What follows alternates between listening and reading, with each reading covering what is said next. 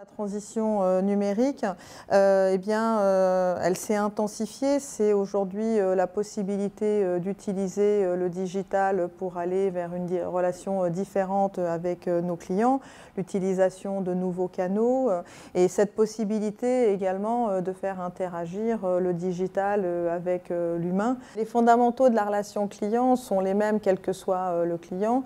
C'est la qualité de l'expérience client, la satisfaction et bien sûr le fait de répondre à ses besoins et à ses attentes.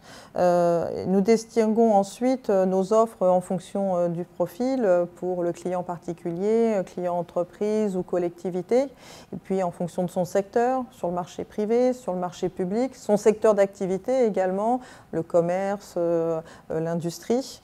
Et du coup, le groupe EDF accompagne ses clients en personnalisant ensuite en fonction de la typologie de ses attentes. La notion de service public aujourd'hui prend toute sa valeur à travers l'inscription dans les statuts de notre raison d'être, qui est de construire un avenir énergétique neutre en CO2, conciliant la préservation de la planète, le bien-être et le développement, grâce à l'électricité et à des solutions et des services innovants.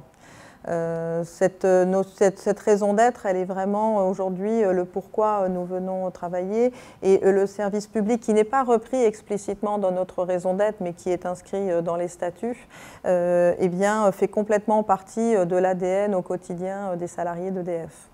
Durant la crise sanitaire, les 165 000 salariés du groupe EDF ont été pleinement mobilisés pour assurer la continuité d'activité et la poursuite de la production, de la distribution et des activités commerce.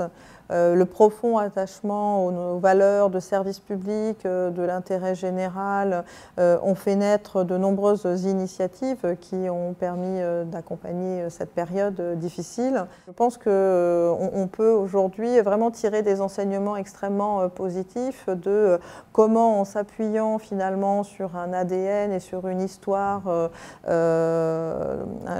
technique, ingénieur, processée, tout en ayant en parallèle en sachant regarder et s'ouvrir vers le monde, vers des nouveaux modes de travail, vers, comme je disais, des modes de fonctionnement beaucoup plus agiles. Quand vous arrivez en fait à faire le mixte des deux, eh bien, ça développe votre capacité d'adaptation, votre capacité à anticiper, à aborder finalement un avenir qui peut être totalement incertain.